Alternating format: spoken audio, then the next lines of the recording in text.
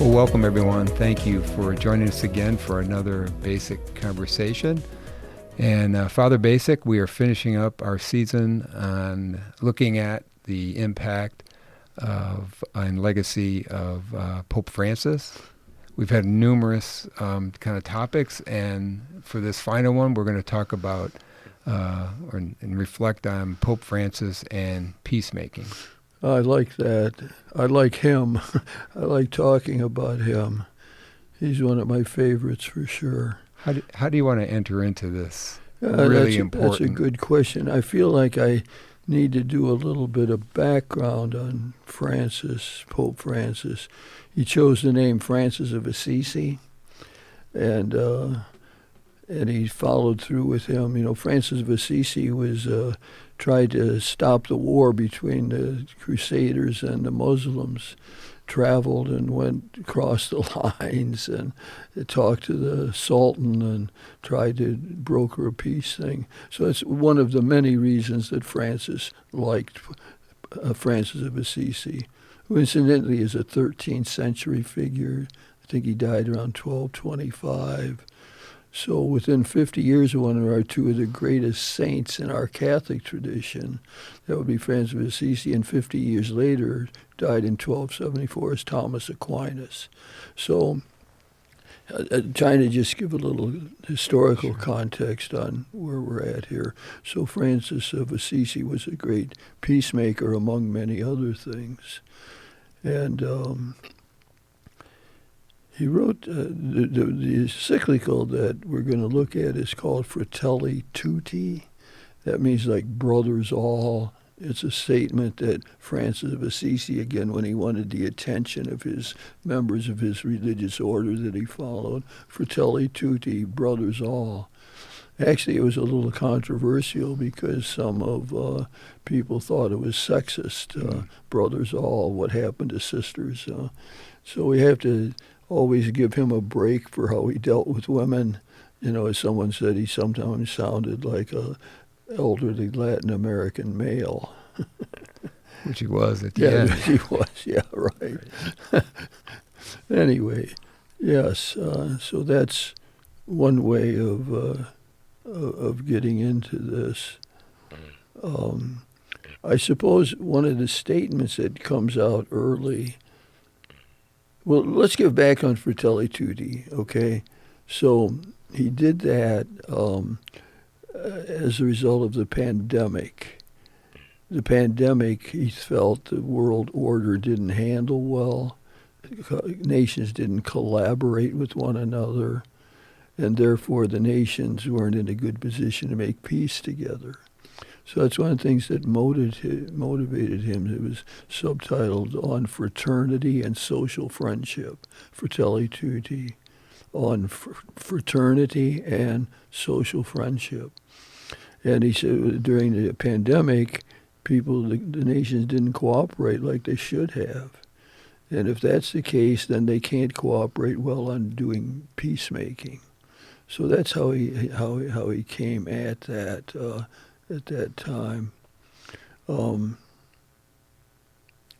What? You know, he was obviously right out of the gate when he started as Pope talking about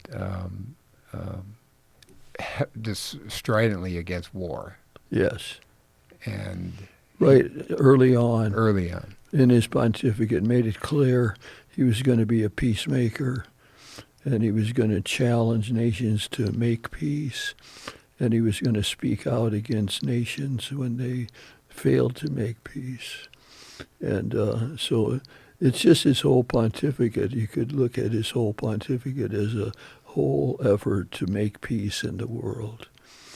And he did it in various ways. I was thinking of, he visited Hiroshima, and I think it was the late 90s, and met there with survivors of the atomic bomb. And I remember going there myself on pilgrimage, and what a moving thing it is to see that situation, the results of the nuclear weapon, And then there's the group people called Hibachi. Hibachi are the survivors of the atomic bombing of Hiroshima, and who are great peacemakers. Mm. So they became like hero figures to Pope Francis, the Hibachi, because they aren't out for revenge or anything. They're out to stop, to stand up for peacemaking. And it was at that time, when he was in Hiroshima, that he started to talk about the dangers of atomic weapons and how we have. He even went so far as to say the possession of nuclear weapons is wrong, immoral. So we had the doctrine of defense, if mutual assured defense. We called it MAD, right? And the whole idea was if countries had nuclear weapons, it would keep us from going to war, because each side would know if we launched strikes, then it was retaliation and we'd be dead.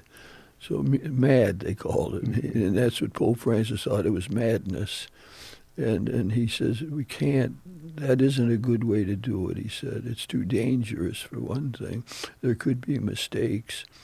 I was with Mikhail Gorbachev on occasion talking about this, and Gorbachev talked about one of the times when they thought we had launched attacks, and their radar picked it up badly. And the world actually came that close. This is Gorbachev talking. Actually came that close to having a nuclear holocaust. And so for him, it shows the great danger of this mad strategy, mutual assured destruction. And Francis very much saw it that way. And so he said that what we needed to do was to work on treaties to limit our nuclear weapons and eventually to get rid of them entirely, because he claimed it was morally wrong just to have them, because they were so dangerous. And I mean, we're looking at the future of the human race, right? We have enough weapons to wipe us all out, wipe out civilization, wipe out the world, wipe out humanity. So he felt strong, and he said it was at Hiroshima then that he made those statements about we must get rid of atomic weaponry, and we must, even the possession of it, he said, is morally wrong. That's a statement that in the real world of politics, it doesn't really cut it, I mean, it does make a moral statement, though. I think he even went further, and when he criticized nations that would sell lethal arms, and paraphrasing something to the extent, why are we selling these arms, and they're just going to kill people and create all kinds of mayhem. Why don't we help them develop and educate their kids, and why don't we help them to have good financial humanitarian development? Yeah, I think, as you said, we want to get rid of the nuclear weapons and money you save. He said, what we want to do is invest it in the next generation, invest it in human rights and creating a more just world. He was also very much, when there were conflicts, which are all around the world, just advocating dialogue. Yep. Instead of bombing each other. Yep, dialogue. And he made that famous statement about when he saw all the violence around the world, he said, we're fighting World War III piecemeal. That's a statement that stuck with me, and I often repeat, we're fighting the Third World War, one country at a time, one conflict at a time, fighting it piecemeal. But it's still, the world is not living in harmony as we should be. And I think let me have your reaction to this. There's a couple of things about Pope Francis's background that maybe gives an insight into the peacemaking. And one of them was when he was growing up, his own family wasn't perfect. and there was conflict Right. in the family, bickering. Used the term bickering, Yes. and that was really disturbing to him. Yeah. So that was a personal level. A second one, Well, with that one, I mean, that's common for him to use his own personal experience to make comments or to adopt positions, so influenced by his upbringing that way and by what went on in Argentina and so on. and that would be the second one, the dirty war, as he called it, and it was called the oppression of the people, Yeah. and he experienced that, Yes. and how wrong he felt that was. Yeah. And it was horrible situations, yeah, that he lived through. And then the last one is, he was a Jesuit, he had Jesuit training, and he admired or looked up to Ignatius of Loyola, Yeah. who was a peacemaker. Yes, good point. Very good point.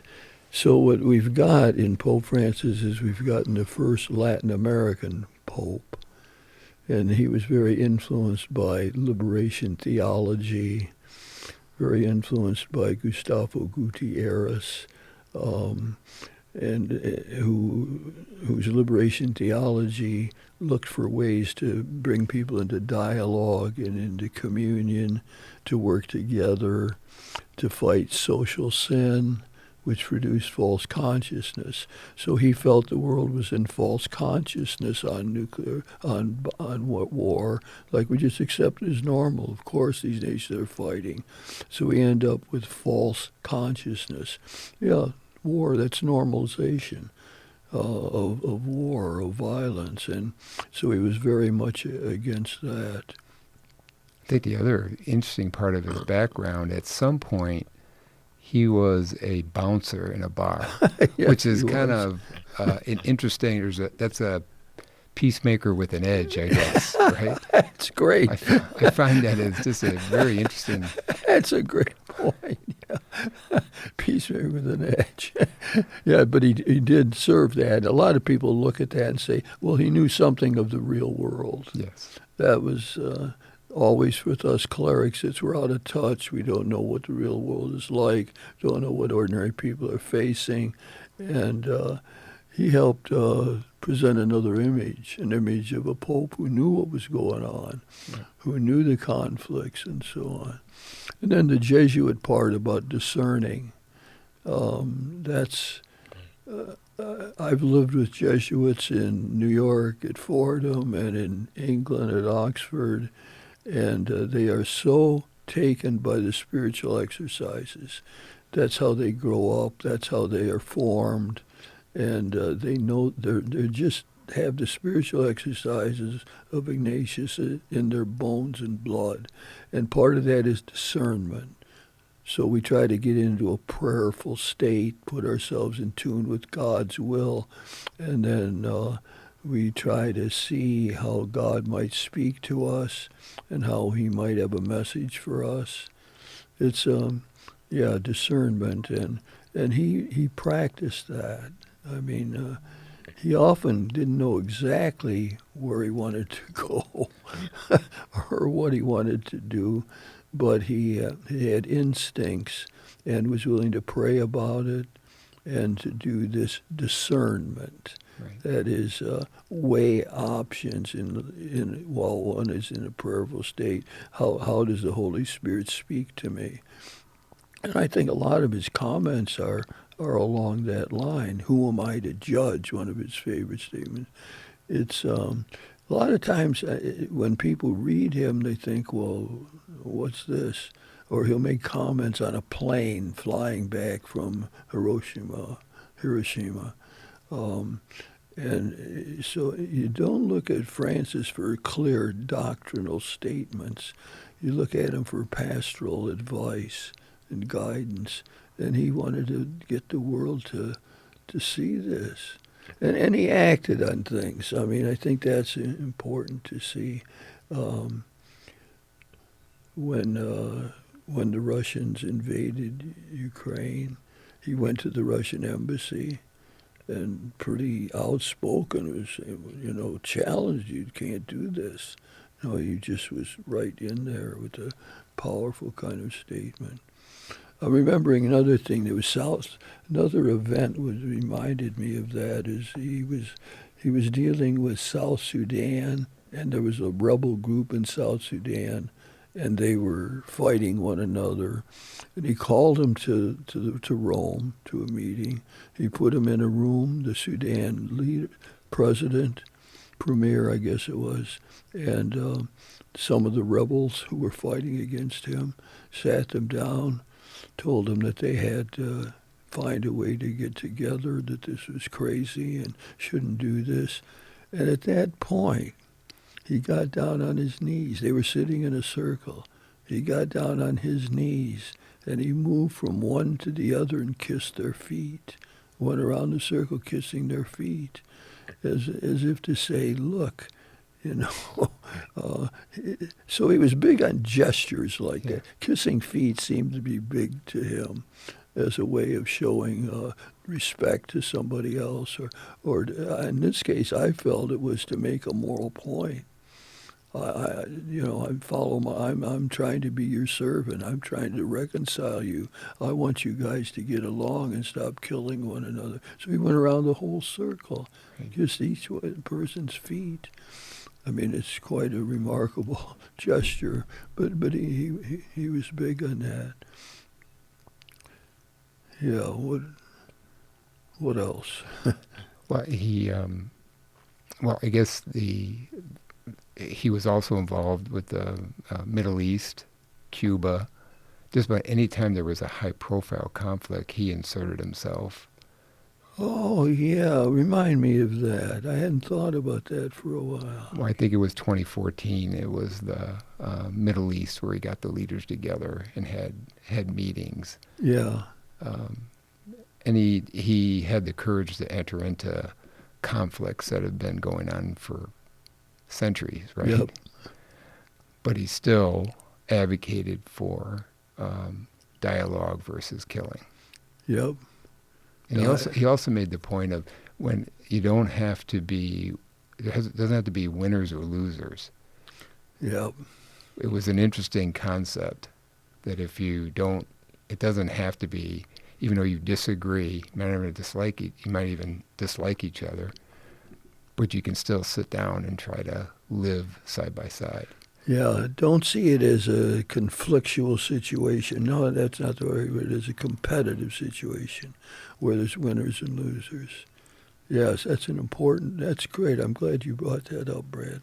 Very aspirational and very difficult in a war-torn world, right? Right. And that's aspirational for sure.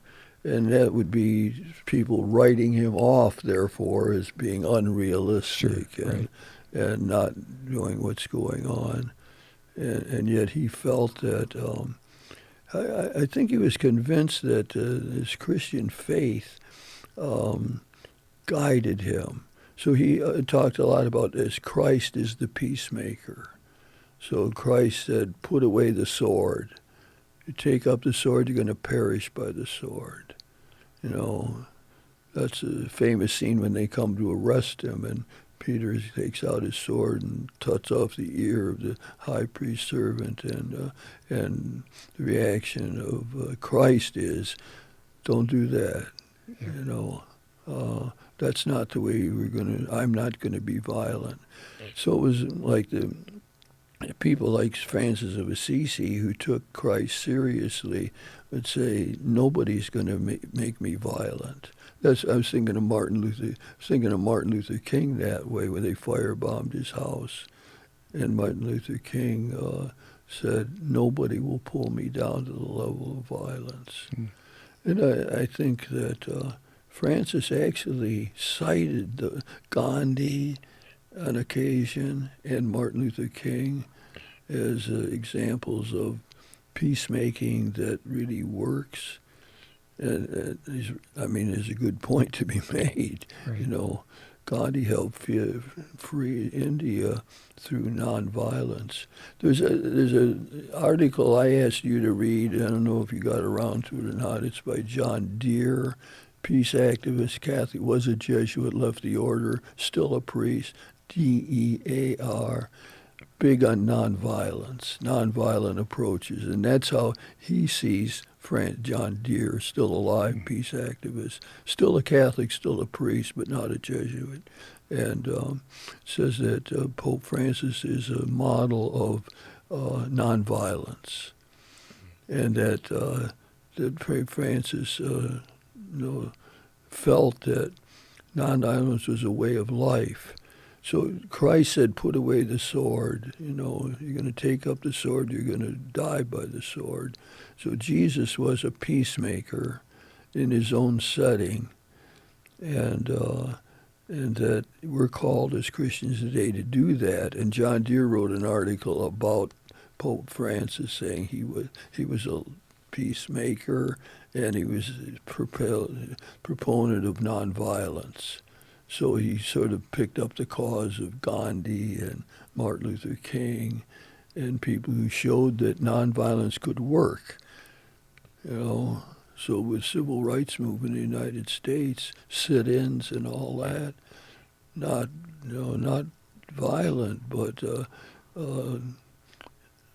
actions that would bring to the consciousness of people the problems of racism in our country. John Lewis, I think of him as an example of that kind of thing. And I remember a friend of mine was with Martin Luther King when they did the Selma March. And he was so taken with how Dr. King was convinced you are not going to be violent. If we get violent, I'm going to call this off. We're not going to do it if it's going to cause violence. So John Deere is praising Pope Francis for adopting that same sort of outlook. Is there a way that we can pivot to the macro lessons of Pope Francis to our everyday life? Because obviously we have conflict in our own life. Sure. Yeah, I do think, and it's not just him recalling Christ, and so Christ would be a model for marital couples, right? So there's a time to say, I'm sorry, or there's a time to say, let's make up. Let's not carry this through to tomorrow, or let's not inflict our problems on our kids.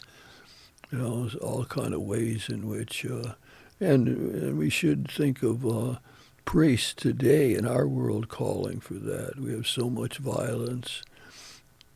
We have the violence of authoritarianism and so on, and we have to avoid that kind of violence or counter it or put up barriers so it doesn't take us over. So in our world, we're aware of it so much. I mean, every day there's a school shooting, or there's something going on in the world where there's anti-Semitism raised its ugly head. It's all around us. It's like a plague, and we need to resist it. We can't fall into losing hope about it. I think Francis once said that to lose hope is suicidal. To lose hope is suicidal. That's Francis. And then there's no way out. So I think that, parishes should have groups that get along and collaborate for the good of the parish. Families should find a way to do that. So many families have some offspring that's not in total tune with what the family usually likes to see as our norms. And so how do we got to be find a way to walk with that person who seems to be out of the norm? Walk with them. They don't need to be beaten down or there's a lot of different ways of dealing with it. They might have to have tough love and so on. But anyway, our goal is to try to bring a real community. See, that's it. Fratelli Tutti was all about, for fraternity, we need fraternity and social friendship And we need it at every level. We need it at the personal level. So somebody at work rubs you the wrong way, and you can hold a grudge forever, or make life miserable, or create a workspace that is really not very hospitable to everybody. Or we could try to make up and reconcile with that person so the workspace works better. Parishes can do more along this line, I think. And then we think of our country, United States, powerful, affluent country. I know that what Pope Francis would want us to do is be part of disarmament talks, or reducing nuclear weapons, or getting rid of the MAD, mutual assured destruction strategy, you know. So he wants us at all levels to work together. Yeah, that Ukraine war, Russian invasion of Ukraine bugged him no end. He reacted strongly and viscerally, and so on. Well, he's obviously this whole season we've talked about Pope Francis, and it seems like peacemaking is a good way to kind of do an exclamation point to his impact. Is there anything you want to summative say about Pope Francis as we close out? No, I love Pope Francis. I think he was right on target with trying to make Vatican II real. I think he had a special message for us in the United States. And I like to raise him up as an example. He's so quotable very often. Who am I to judge? As a way of thinking about how do we relate to the LGBTQ community. I love this idea of walking with people, of someone who's living a tough life and on the streets or whatever, of just being present, sort of a ministry of presence. But he modeled it in every way. It first comes out, never forget, I was watching it on television. He walks out on the balcony. I was with a good friend of mine watching it, and he walks out and says, would you pray for me? I mean, it's such a change in clerical, it's always the priest is going to lead, the priest is going to do this. I often find myself doing it when I go to lunch with someone. I say, do you want to lead the prayer, or do you want me to lead it? Whichever way is fine. But it's learning from Francis. Would you bow your head and let's you say a prayer for me? So it created a mood, simplicity of life. He lives in simple surroundings, doesn't wear all the fancy vestments and garb and so on. To me, he's another Francis of Assisi. Choosing that name was just, such a brilliant move. And we come back today, Francis of Assisi was a peacemaker, courageously so. And our Pope Francis, and just to say, I think he's with us for a longer time because Pope Leo XIV, his successor, has said he wants to follow along the lines of Francis. And so that's a way of thinking how Francis's legacy is going to get continued. Thank you, Father Basin.